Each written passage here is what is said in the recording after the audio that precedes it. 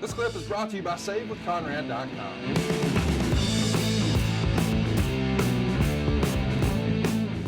So around this time frame, too, it's been in talks for months now at this point that ECW is going to run a pay-per-view.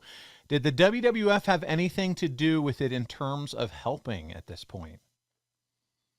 I don't know really what you mean. Was Paul Heyman, had he started reaching out around this time in 1997 to say, hey, we're looking to put on our first pay-per-view and we'd like to reach out to you and your organization and see if there's anything you can do to help us out? Or I would think that was probably a Paul and Vince deal. Okay. Just to get it all organized. And we knew that all those ECW guys are very loyal.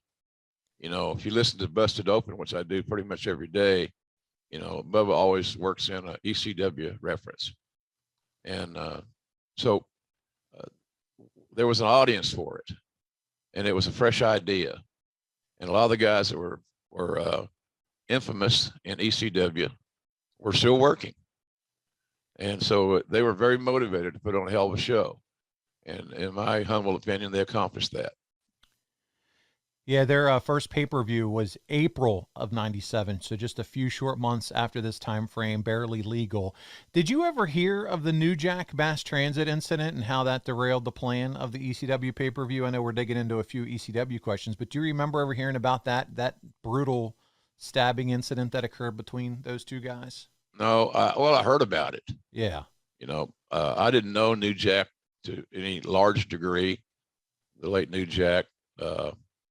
We didn't travel in the same circles.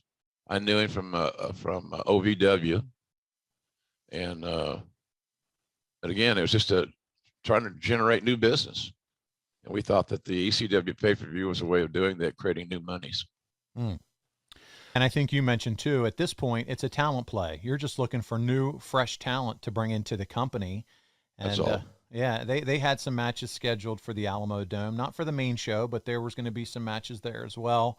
But the Rumble itself is announced with 25 guys from the World Wrestling Federation, and the rumor is Terry Funk, the Funker, is going to be at the Rumble. How did that deal come together? Do you remember Terry being talked about or talked to and being a part of this Rumble at all, Jim? Of course, you know, Terry was willing to work. He wanted to be booked. He wanted the same as everybody else. Same goal, Paul. Payday. That's right. It's really not that complex. There's nothing really covert about it. It's just the fact that, you know, we're looking to try new things, freshen up the brand, create some new opportunities for some different talents with different skill sets. And that's how this amalgamation of styles and talents all came together. Well, and two, I think it's pretty cool to have him back in Texas. I mean, it's in San Antonio, for God's sake. So having a guy like Terry Funk come home, if you will, at the Royal Rumble's got to be pretty cool too. Yeah. Anytime you get Terry Funk on a card, you're winning. How could it be anything else but that? So, and Terry was always welcome in our company. You know, everybody loved Terry, still do. And, you know, so anytime there was an opportunity came up that fit Terry's skills, and he had abundance of them, you know, we took a run at it because we all enjoyed working with Terry. Well, JR. Hey, it's Conrad Thompson. Thanks for checking out the podcast here on YouTube.